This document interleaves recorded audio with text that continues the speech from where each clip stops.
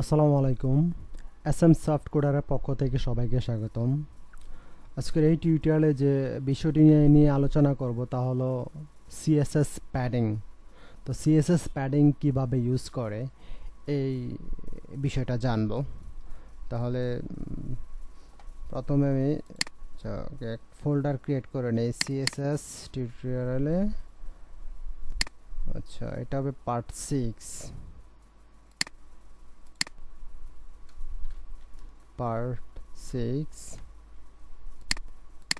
ওকে। ফোল্ডারের ভিতরে গিয়ে just right button click করে নিউতে গেলাম, একটা ফাইল ক্রিয়েট করি, টেক্সট ডকুমেন্ট। জাস্ট ফাইলের নাম দিলাম সিএসএস প্যাডিং। এখন ডট এইচটিএমএল এক্সটেনশনটা হচ্ছে ডট এইচটিএমএল। ওকে, এবার এটাকে ওপেন করি, রাইট বাটন ক্লিক করলাম, এডিট উইথ নোটপ্যাড প্লাস প্লাসে ওপেন করলাম। তো এইভাবেও করতে পারি, বা এখানে ফাইলে জাস্ট এই নোটপ্যাড প্লাস প্লাস এই সফটওয়্যারটাতে প্রথম ওপেন করে জাস্ট রাইট ফাইলে গিয়ে সেভ এস করলে আমি নাম দিয়ে সেভ করতে পারবো। তো দুইভাবেই করা যায়, সমস্যা নেই। প্রাইমারি যে ট্যাগগুলো নিয়ে আসি, HTML:5 কন্ট্রোল ই প্রেস করলাম। ওকে, পার্ট 6 ওকে। প্যাডিং, তো আমি প্রথমে একটা ডিভ ট্যাগ নেই, ডিভ একটা ক্লাস তৈরি করি। ক্লাস তৈরি করতে হলে প্রথমে ক্লাস কিওয়ার্ডটা লিখতে হবে, তারপর ক্লাসের নাম দিতে হবে। ক্লাসের নাম আপনি যা ইচ্ছা তাই দিতে পারেন, যেহেতু আমি প্যাডিং নিয়ে কাজ করব তাই প্যাডিংয়ে দিলাম, প্যাডিং। ওকে, জাস্ট এখানে কেন কিছু একটা লেখা দিই, this is a padding tutorial just এটাই দিলাম। কন্ট্রোল দিয়ে সেভ করলাম। এখন ফাইলটা কোথায় আছে, সিএসএস প্যাডিং, ডাবল ক্লিক করলাম। এই হচ্ছে, এটা আউটপুট আসলো, ঠিক আছে। এখন আমি এর মধ্যে সিএসএস প্যাডিং ইউজ করব। তো প্যাডিং হচ্ছে আমি এর আগে মার্জিনের উপরে, সিএসএস মার্জিনের উপরে টিউটোরিয়াল করেছি, ওই সেম ওইটার মতোই। সিএসএস মার্জিনটা হচ্ছে মানে উপর থেকে নেয়, বাহির থেকে নেয়, আর সে প্যাডিংটা হচ্ছে ভিতর থেকে নেয়। জাস্ট এই জিনিসটা জেনে রাখেন, সিএসএস মার্জিনটা হচ্ছে বাহির থেকে। সাপোজ এটা আমি একটা বর্ডার দিলাম এই লেখাটার, আমি একটা বর্ডার দিই, তাহলে খুব সহজে বুঝতে পারবেন। হ্যাঁ, আমি বর্ডার সিএসএস গুলো আলাদা লিখলাম না, সিএসএস এইচটিএমএল ফাইলে এবং হেডের মধ্যেই লিখলাম। হ্যাঁ, স্টাইল ট্যাগটা লিখলাম। ওকে, স্টাইল শুরু এবং শেষ করলাম। এই পর্যন্ত এতটুকু না লিখলেও চলে, এতটুকু হলেও চলে। ওকে, প্যাডিং ক্লাসটা কল করলাম, সরি। তো ক্লাসকে কল করতে হলে প্রথমে ডট, তারপর ক্লাসের নাম। ওকে, জাস্ট একটা বর্ডার দিই, বর্ডার 10 px সলিড গ্রে। তারপর দিতে পারে যে একটা প্যাডিং দিই, এই প্যাডিংটাই এখন শিখব। ওকে, প্যাডিংটা এখানে দিলাম না, কন্ট্রোল এস দিয়ে সেভ করে নিলাম, রিলোড দিলাম। একটা এই হচ্ছে বর্ডার। এটার ভিতরে আমি প্যাডিং ইউজ করব।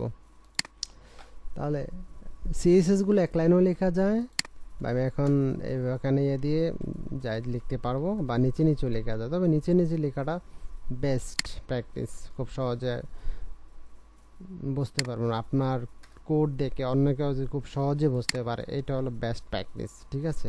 এটা হলো প্রফেশনাল। এবার আসি, আমরা এখন প্যাডিং ইউজ করব। তো প্রথমে দেব ধরেন টপ প্যাডিং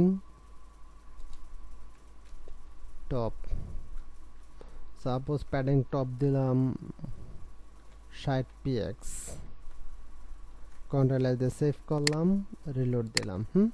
এই যে ভিতর থেকে বর্ডার, আমি বলছিলাম যে ভিতর থেকে প্যাডিং নেবে, তাহলে সে কি করছে 10 px, সরি প্যাডিং টপ নিল 60 px, ঠিক আছে।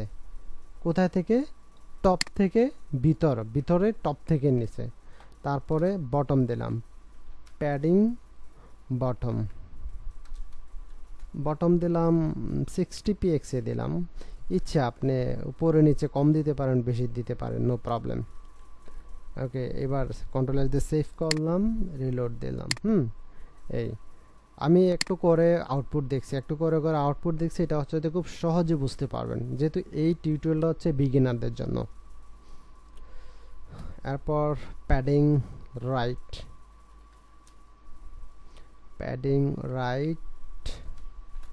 দিলাম, ধরেন 60 px এ দিলাম, সব সমানে দিলাম।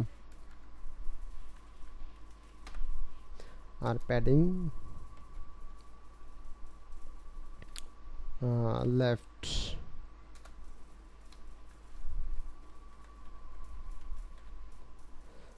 কন্ট্রোল এস দিয়ে সেভ করলাম, রিলোড দিলাম।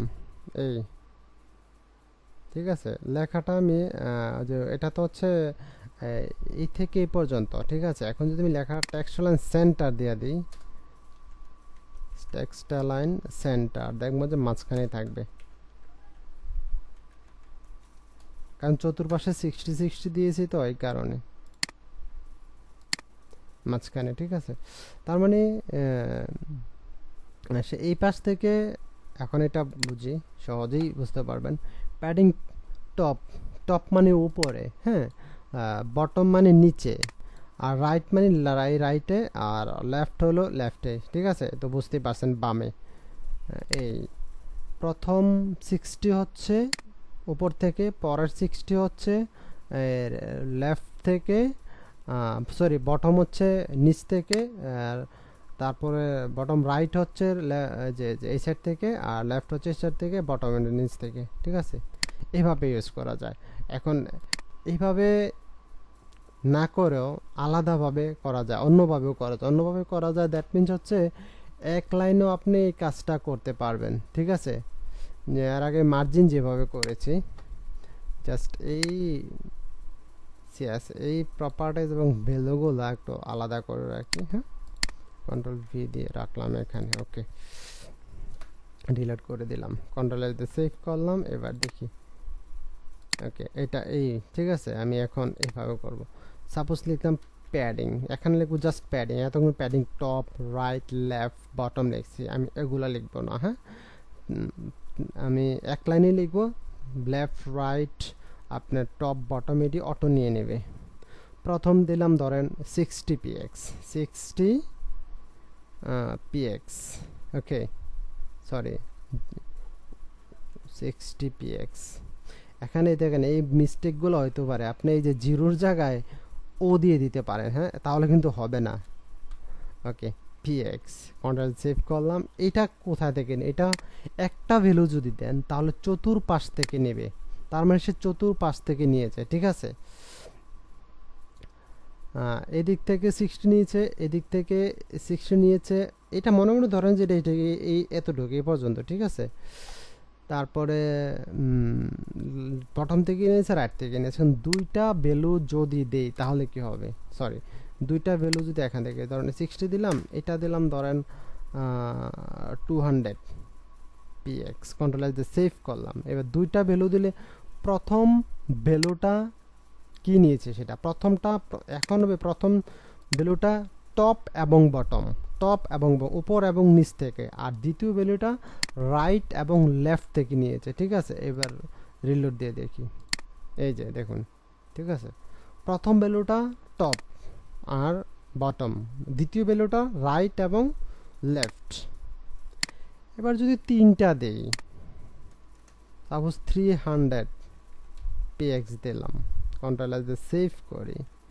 এবার দেখেন এটা হচ্ছে, এটা কি বলছে দেখেন, আমি বুঝাই জিনিসটা। প্রথমটা টপ, ওকে, দ্বিতীয় ভ্যালুটা রাইট এবং লেফট, ঠিক আছে। আর তৃতীয় ভ্যালুটা অনলি বটম থেকে নিয়েছে, মানে নিচ থেকে।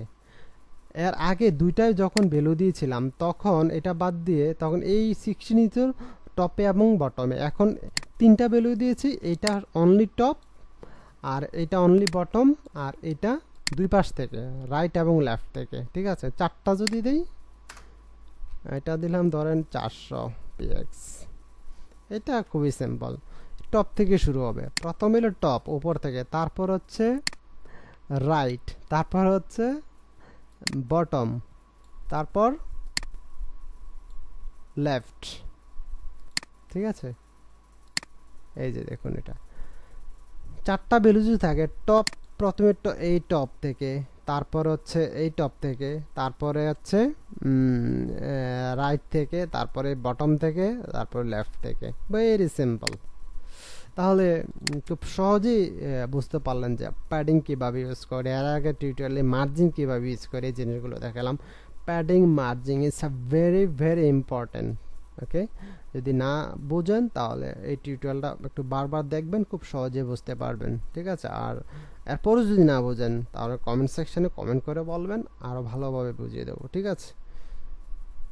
ওকে, তো এই ভিডিওটি ভালো লাগলে এই চ্যানেলটি সাবস্ক্রাইব করে রাখবেন এবং পাশে থাকা বেল বাটনটি ক্লিক করে রাখবেন। আর একটা পেজ আছে SM সফটওয়্যার নামে, এই পেজে ফলো দিয়ে রাখবেন। বিভিন্ন সময় বিভিন্ন টপিকস আপলোড করতে পারি, বিভিন্ন ক্লাসও এখানে আপলোড করতে পারি, খুব সহজে দেখতে পারবেন, ঠিক আছে। তো আজকের মতো এখানে শেষ। আল্লাহ হাফেজ।